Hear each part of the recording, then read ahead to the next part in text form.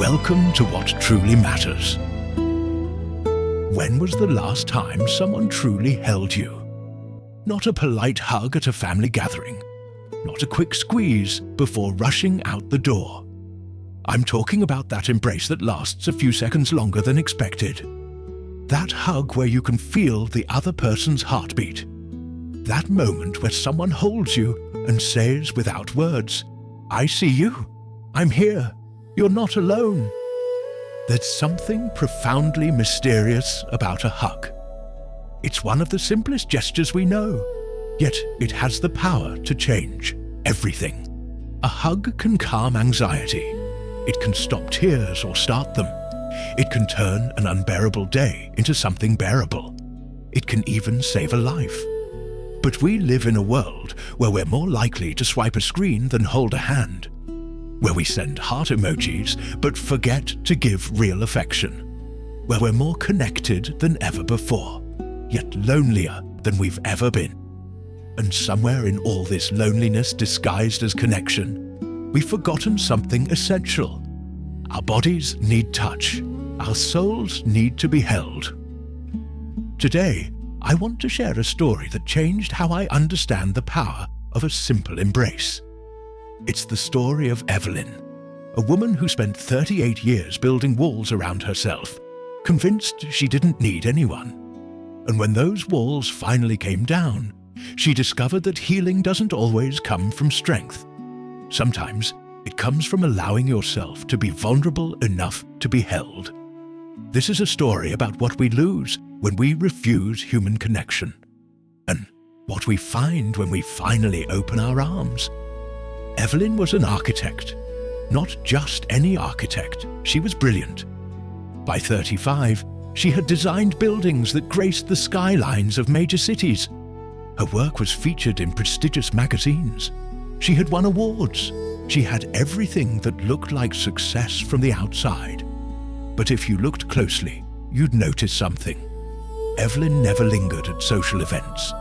She kept conversations professional, cordial, but always at arm's length. When colleagues invited her for drinks after work, she'd politely decline. When clients tried to shake her hand, she'd offer a brief, firm handshake and quickly pull away. Physical contact made her uncomfortable in a way she couldn't quite explain. This hadn't always been who she was. Evelyn grew up in a household where affection was viewed as weakness. Her parents were academics, intelligent, accomplished, but emotionally distant. They believed in independence, self-reliance, achievement. There were expectations to meet, standards to uphold, but no soft place to fall. She remembers being 12 years old, coming home from school after being bullied by classmates. She was crying, devastated, wanting nothing more than for her mother to hold her and tell her everything would be okay. Instead, her mother looked up from her research papers, sighed and said, "Evelyn, crying won't solve anything. You need to develop thicker skin." That night, Evelyn made a decision that would shape the next 26 years of her life. She would never need comfort from anyone again. She would be strong, independent, untouchable. If her tears couldn't move her own mother, then she simply wouldn't cry anymore. And she didn't. She learned to bury everything. Sadness, fear, loneliness. She locked them all away and threw herself into her work. Architecture became her refuge. Buildings didn't judge. Blueprints didn't reject. Concrete and steel were predictable, reliable, safe. But the human heart isn't meant to be a fortress. At 38, Evelyn's carefully constructed world began to crack. It started with insomnia, then panic attacks, then a heaviness in her chest that no medical test could explain. Her doctor ran every test imaginable. Her heart was fine, her lungs were fine, physically she was healthy. But something was wrong. "Have you considered therapy?" her doctor suggested gently. Evelyn almost laughed. Therapy? She didn't have problems. She had a successful career. She had a beautiful apartment. She was fine. But the panic attacks didn't stop, and one particularly terrifying episode, where she couldn't breathe, couldn't think, felt like she was dying in the middle of her own living room, finally convinced her to try. The therapist's name was Dr. Henry, with kind eyes and a presence that somehow made Evelyn's defenses feel unnecessary. For the first few sessions, Evelyn talked about work stress, deadlines, difficult clients. Dr. Henry listened patiently. It was during the 5th session when everything shifted. Dr. Henry asked a simple question. "Evelyn, when was the last time you were hugged?" Evelyn opened her mouth to answer and realized she had no idea. Was it last month? Last year? She genuinely couldn't remember. "I don't really do hugs," Evelyn said, trying to sound casual. "Why not?" Dr. Henry asked, her voice gentle but probing. Evelyn felt something tighten in her chest. I don't need them. I'm fine. Without all that." Dr. Henry leaned forward slightly. "Evelyn, human beings need physical touch to survive. Infants who aren't held can actually die, even if all their other needs are met. It's not a luxury. It's as fundamental as food or water. When we deprive ourselves of touch, something inside us begins to wither." The words hit Evelyn like a punch. She felt tears pricking her eyes. The first tears she'd allowed herself in years. "What if," Dr. Henry continued softly, "what your body has been trying to tell you through these panic attacks is that you're starving for something you've convinced yourself you don't need?" Evelyn left that session feeling raw, exposed, angry even, but also curious. That weekend, she found herself walking past a community centre in her neighbourhood. There was a sign posted outside. "Volunteer reading programme. Seniors need visitors." She didn't know why, but she stopped. She went inside. She signed up. 2 weeks later, Evelyn found herself sitting in a small community room filled with elderly residents from a nearby assisted living facility. The program coordinator explained that many of these seniors rarely received visitors. Evelyn's job would be simple. Read to them, talk with them, just be present. Evelyn chose to read to a woman named Margaret, who was 83 and partially blind. Margaret had lived an extraordinary life. She'd been a nurse, had raised 4 children, had travelled the world. But now her children were scattered across the country, busy with their own lives. She hadn't been visited in months. That first afternoon was awkward. Evelyn read mechanically from a book Margaret had chosen, a romance novel Evelyn would never have picked for herself. Margaret listened with a smile, occasionally commenting on the story. When the hour was up, Evelyn stood to leave. "Will you come back next week?" Margaret asked, her cloudy eyes searching in Evelyn's direction. "Yes," Evelyn heard herself say. "I will." Evelyn came back, the next week, and the week after that. Slowly, something began to change. Margaret would share stories from her past. She'd laugh at Evelyn's dry observations about the ridiculous romance novels. She'd ask about Evelyn's work, genuinely interested in the buildings Evelyn designed. On the 6th visit, something unexpected happened. Evelyn was reading a particularly emotional passage in the book, a scene where a character was reuniting with her long-lost daughter. Evelyn's voice caught slightly as she read, moved despite herself. When she looked up, Margaret's face was wet with tears. "I'm sorry," Margaret said softly. "That scene just reminds me. I haven't seen my daughter in 2 years. She's so busy. I know she loves me, but..." Without thinking, without her usual hesitation, Evelyn reached out and took Margaret's hand. Margaret's fingers closed around Evelyn's with surprising strength. And they sat there like that, hands clasped, 2 women connected by loneliness and stories. When Evelyn left that day, something had shifted. That simple hand-holding had cracked something open inside her. The following week, as Evelyn was preparing to leave, Margaret stood slowly from her chair. "Could I hug you?" she asked. "You've become so dear to me, and I'd like to hug you, if that's okay." Every instinct in Evelyn screamed to make an excuse and leave. But instead, she heard herself whisper, "Okay." Margaret's arms wrapped around her. The hug was gentle, warm, smelling faintly of lavender and old books. And Evelyn, who hadn't been held in over a decade, who had built an entire life around not needing anyone, felt something break inside her chest. The tears came then.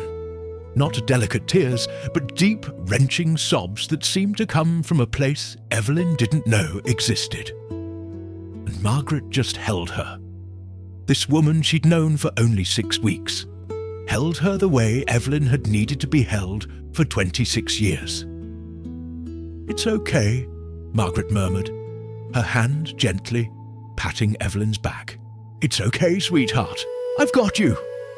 Those words, "I've got you," undid something fundamental in Evelyn. She realized in that moment that she had spent nearly 3 decades trying to not need anyone to have her. And in refusing that need, she had slowly been dying inside. The hug lasted maybe 2 minutes. But when Evelyn finally pulled back, wiping her eyes, she felt like a different person. Like something frozen had begun to thaw. That night, Evelyn couldn't sleep. Not from anxiety this time, but because she was processing something profound. For the first time in her adult life, she felt connected. Not to a project or a building or an idea, but to another human being. And it terrified her as much as it amazed her. She kept coming back every week. Margaret became more than just someone Evelyn read to. She became the grandmother Evelyn had never had. And Margaret, starved for connection in her final years, bloomed with the attention. 6 months into their visits, Margaret said something that changed Evelyn's trajectory entirely. "You know, dear," Margaret said one afternoon, "when I was a nurse, the part of my job that mattered most wasn't the medicine. It was holding patients' hands, sitting with them, letting them know they weren't alone. That's what people need most, to know they matter to someone." That conversation planted a seed. Evelyn began researching the science of touch and connection. She learned about oxytocin, the bonding hormone, released during hugs. She discovered studies showing that physical touch could lower blood pressure, reduce pain, boost immune function, ease depression and anxiety. She read about the loneliness epidemic affecting millions of people in modern society. But more than the science, Evelyn understood something deeply personal. She had been one of the lonely. And if a few simple hugs could begin to heal her, how many others were suffering from the same starvation? At 40 years old, Evelyn made a decision that shocked everyone who knew her. She didn't quit architecture completely, but she scaled back dramatically. She used her design skills and her resources to create something new, a community space specifically designed to foster human connection. She called it the Haven. It wasn't a clinic or a therapy office. It was a warm, welcoming space where people could come to simply be with other people. She started programs, group dinners for isolated seniors, peer support circles for young adults struggling with loneliness, therapeutic touch workshops teaching people who'd forgotten how to hug. People thought she was crazy at first. A space for hugging? It sounded strange, even suspicious. But slowly, people started coming. People like her, professionals who traded connection for career success and were now drowning in achievement and isolation. Elderly people whose families had forgotten them. Young people who'd grown up with screens instead of embraces. Evelyn trained volunteers in the art of compassionate touch. Always consensual, always respectful, always safe. She created guidelines and boundaries. But within those safe parameters, something magical happened. People remembered what it felt like to be held. She witnessed transformations that no architecture award could match. She saw a veteran with PTSD finally relax during a gentle hug session. She watched a widow who hadn't been touched since her husband died 5 years ago sob with relief when someone held her hand. She observed teenagers who'd never learned to hug their own parents discover the comfort of human embrace. The haven grew. Evelyn opened 3 more locations.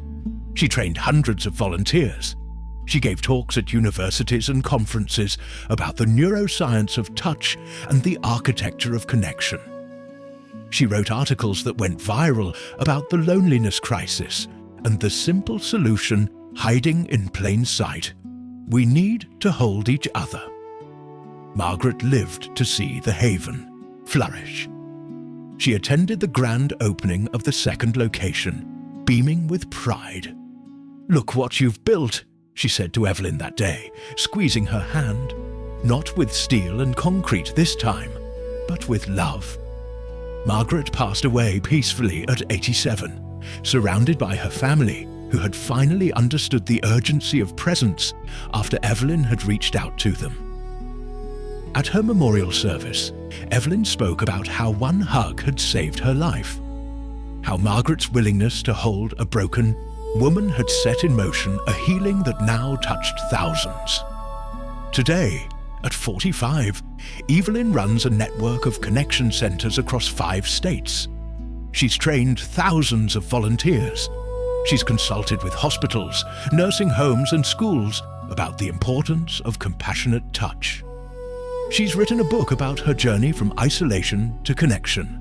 But what fills her most isn't the success or recognition. It's that moment when she sees someone receive their first real hug in years. When she watches defenses crumble and tears flow, and something that was broken begin to mend. Because Evelyn knows better than almost anyone what it costs to live without touch. And she knows with absolute certainty what it means to finally be held. Evelyn's story reveals a truth that science has been confirming for decades. Hugs aren't just nice gestures. They're medicine. They're therapy. They're literally healing.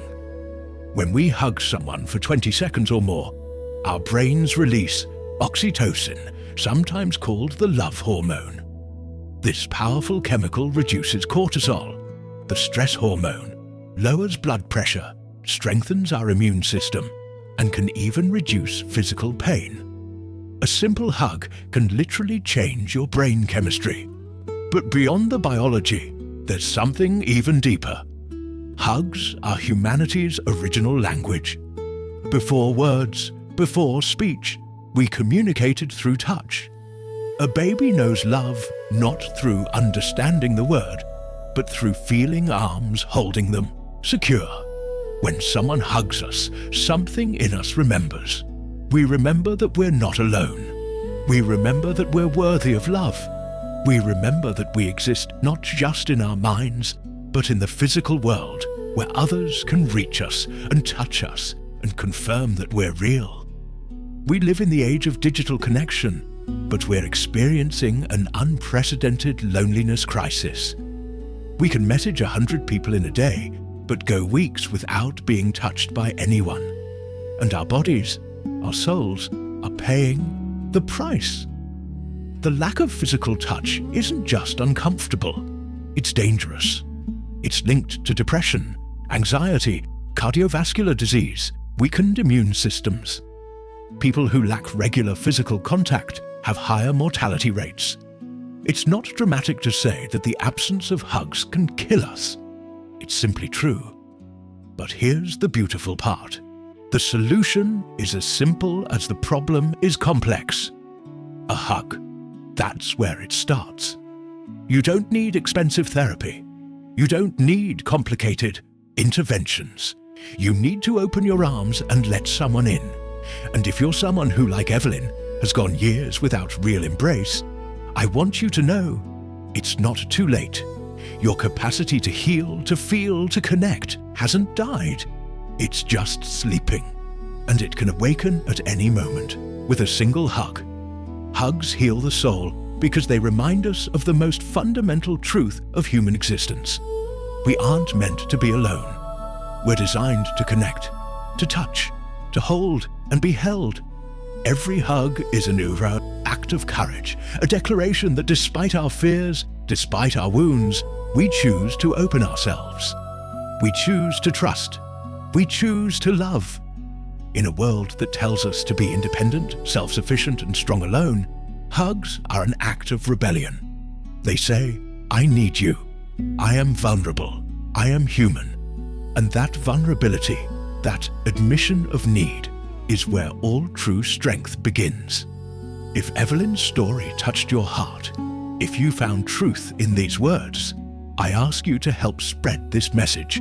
Please like this video so more people can discover it. People who, like Evelyn, might have spent years not knowing the healing power of a simple embrace.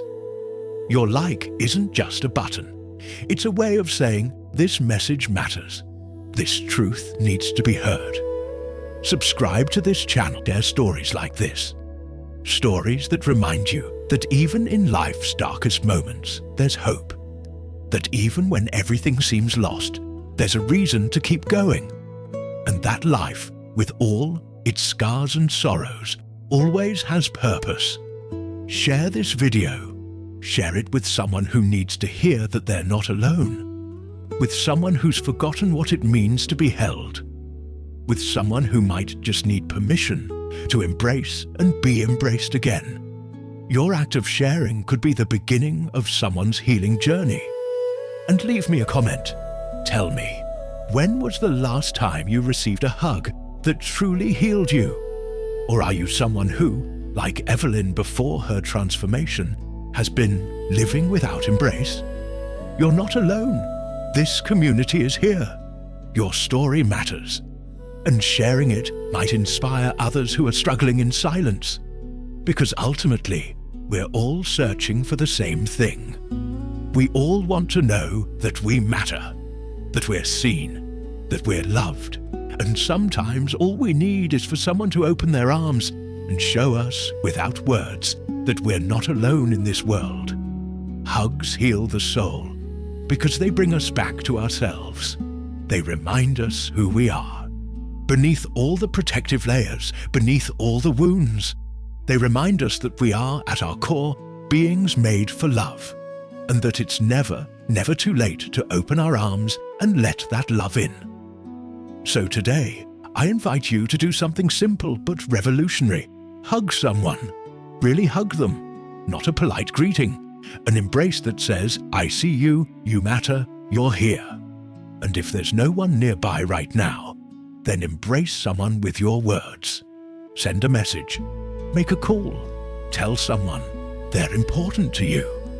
Because in a world where it's so easy to disconnect, where it's so easy to forget we're physical beings who need touch, choosing to embrace is choosing life. It's choosing healing. It's choosing love. And you, what truly matters to you?